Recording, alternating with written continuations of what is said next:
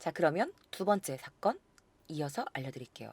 근데 이 사건은 되게 재밌는 게 뭐냐면, 재밌는 게 아니라 이 사건 좀 이상한 게 뭐냐면, 이 사건이 2006년 10월 11일 수요일 날 일어났던 사건이었거든요. 그래서 이 사건이 굉장히 엽기적인 사건이어가지고 되게 대대적으로 막 이렇게 유명해졌어야 되는데, 이게 시나노 마이니치 신문 사이트라는 게 있어.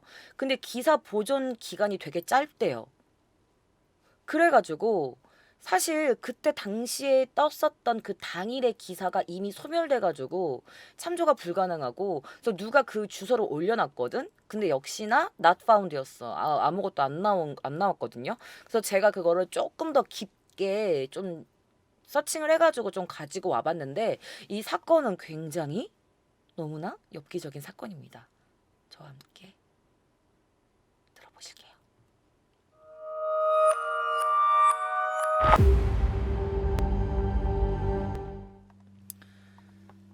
자, 2006년 10월 6일 새벽 4시 10분쯤 나가노 현경 사쿠서원이 동현 미요다초 회사원이었던 코지마 히데후미 씨, 당시 나이 48, 그리고 그 이외에 2명의 가족의 사체를 발견합니다.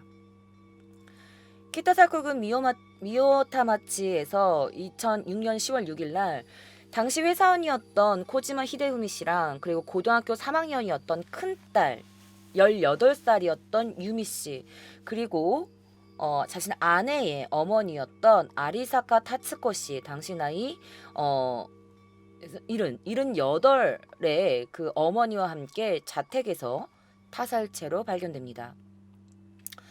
어떤 상태로 발견됐냐? 이게 굉장히 엽기적인데요. 바로 남편과 딸, 그리고 이 장모님이죠. 이 장모님 3명의 이 머리에 금속 말뚝이 몇 개가 박힌 채, 머리가 뚫린 채로 참살된 채로 발견됩니다. 그리고 아마 이 3사람은 뭔가 어떤 약을 먹고 잠깐 이렇게 혼수 상태에서 말뚝이 박힌 게 아닌가, 이런 이야기가 나와 있었죠. 이거는 그냥 예문으로 가지고 온 겁니다. 자, 이 3명의 가족의 각각 머리에는요, 2~3개씩 이렇게 금속으로 된 이런 말뚝이 박혀 있었어요. 그래서 전두부로부터 후두부에 걸쳐서 약 20cm에서 30cm 정도 되는, 직격 약 1cm 그런 그 말뚝이 박혀 있었던 거예요. 약간 집 현관의 열쇠는 잠겨 있었고 전기는 모두 꺼져 있는 상태였다고 합니다. 자, 사건의 발단, 이게 어떻게 발견되게 됐냐?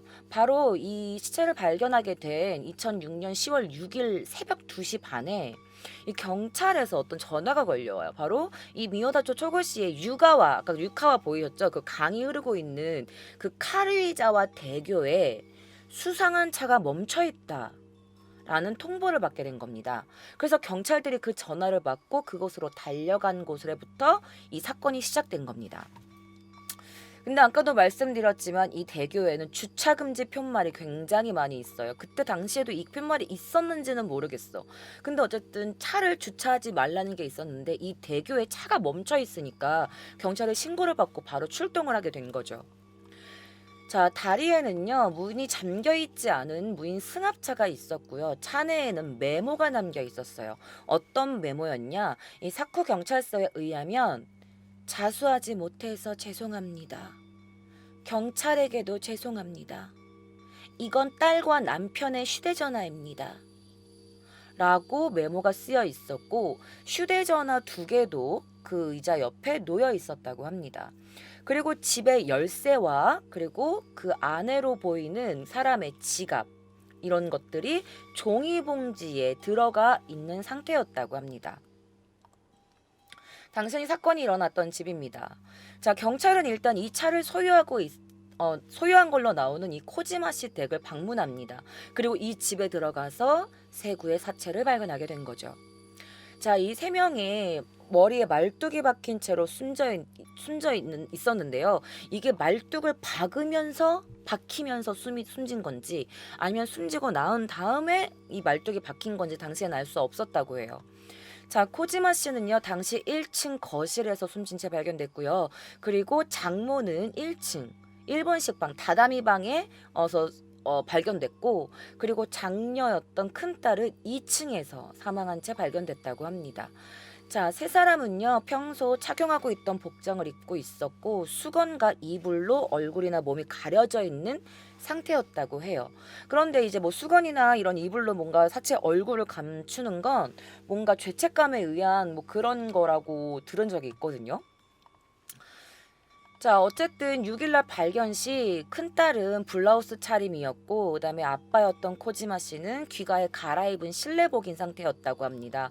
자, 길이 20cm, 굵기는 한 7mm에서 8mm 정도 되는 것에 철제, 캠프할 때 그 텐트 박을 때 하는 그런 말뚝 있죠. 그게 사용되었다고 해요.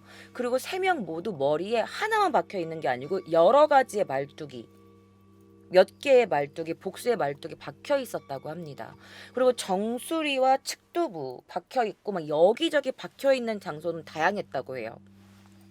실내가 어지럽히거나 뭔가 이렇게 싸우고 다툰 흔적이 없었다고 합니다. 그리고 범행에 사용한 것으로 보이는 나무 망치가 발견되었다고 해요. 자, 그 전날 저녁부터 아마 밤에 걸쳐서 살해된 것으로 보여진다고 합니다. 자, 실종된 부인이 남긴 것으로 보이는 메모가 자택에도 있었다고 해요. 그리고 3명을 살해를 암시하는 내용도 있었다고 합니다. 왜 그랬는지는 언급하지 않았대요. 그리고 집에도 아내의 이름이 쓰여진 뭔가 그런 메모가 몇 개가 남아 있었는데 의미 불명한 그런 내용의 메모도 있었다고 합니다.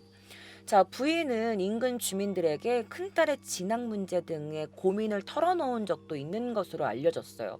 그러니까 이 엄마가 저지른 사건인데 자신의 남편과 큰딸 그리고 자신의 친엄마를 살해한 거죠. 전 경시청 형사 키타시바 켄 씨는요, 이게 만약에 여성 한 명에 의한 범행이라면 이 말뚝을 박는 거는 사실 살아있을 때는 무리가 있다. 왜냐면 남자 힘도 있고 딸도 젊으니까 고등학생이었으니까 뭔가 힘이 있었을 거잖아. 근데 여성 한 명이 이 모든 사건을 하기 힘들다. 아마 죽은 뒤에 박은 게 아닐까라는 말이 있었습니다. 그리고 만약에 주부라면 식사에다가 독국물을 섞거나 해가지고 이 사람들을 홍수 상태에 빠지게 하고 나서 그 다음에 말뚝을 박은 것으로 보인다라는 의견이 있었습니다. 자, 보시면 이 대교에는 이렇게 철조망이 있어요. 왜냐면 너무 투신하는 사람들이 많기 때문에 이 철조망 위에 또 철조망이 있거든요. 그래서 되게 높아. 그리고 밑에는 이렇게 댐이 흐르고 있어요. 유카와가 이 강이 흐르고 있거든요. 그래서 이 경찰은요, 10일 오후 읍내 카루이자와 오와시, 그러니까 이 카루이자와 대교에서 발견한 사체가 행방불명이었던 이 코지마 씨의 아내였던 당시 45살의 아내 유키 씨가 아닌가라고 확인했다고 합니다.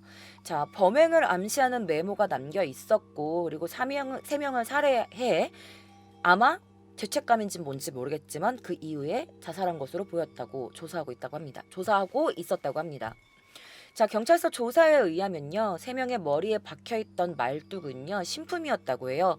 유키 씨가 4일부터 5일에 사쿠시와 동네 홈센터 등에서 3군데에서 이 나무 망치와 함께 이 말뚝을 산 것이 밝혀졌어요.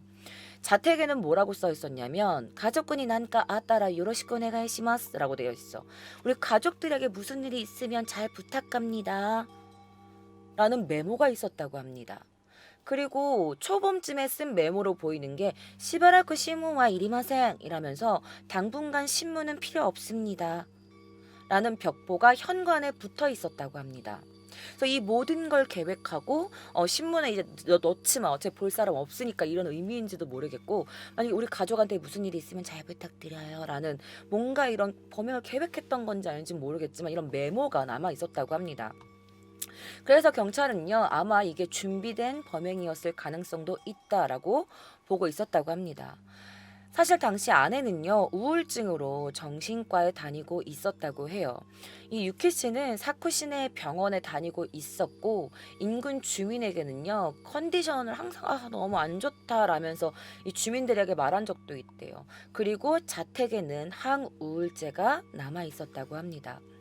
자, 근처의 평판으로 의하면 아내는 굉장히 얌전한 사람이었다고 해요. 그런데 사건이 있기 몇 주 전에는 뭔가 몸이 안 좋아요. 아니, 나 약간 추위나 더위를 잘 못 느끼겠어요. 내가 음식을 삼켰나? 기억이 안 나요. 아무것도 할 수가 없어요. 가 된 것 같아. 라는 말을 하기도 했대요. 그러니까 이 당시에 뭔가 치매 증상이 있었던 건지, 왜냐면 자기가 먹고 음식물을 삼켰는지도 기억이 안 난다라고 말하기도 했고, 아기 같다, 아가짱이다 이라면서 내가 아기가 된 것 같다라는 말도 했고, 아무것도 할 수 없다, 더위나 추위도 못 느낀다, 모르겠다, 뭐 이런 얘기를 했다고 합니다. 그리고 자택에는요, 되게 여러 종류의 약을 복용한 흔적들이 남아 있었다고 합니다. 자, 법인이어야 할 아내가 자살을 해버려서 더 이상 왜 죽였는지, 왜 이런 사건을, 엽기적인 사건을 벌였는지는 모르겠지만, 뭔가 우울증이 좀 심해서 뭔가 그런 약에 의한 뭔가 그런 부작용이지 않을까, 뭐 이런 생각 이외에는 달리 뭔가 생각할 뭔가 없는 것 같아. 그죠? 이게 아마 일시적인 우발적인 거였는지 어떤 건지는 판단할 수 없지만, 사실 이게 뭔가 정신적으로 혼란이 있었던 것만은 확실한 것 같아요.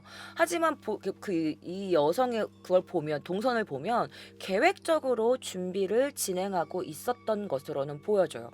왜냐하면 그 전날에 세 군데 정도에서 여러 군데를 들려서 말뚝과 망치를 준비를 했고, 그리고 뭐 메모를 다 준비한 점, 뭐 자수 못해서 죄송합니다, 뭐 이런 점들 다 뭔가 준비가 되어 있던 걸 보면 우발적인 거는 아닌 것 같아요. 그쵸?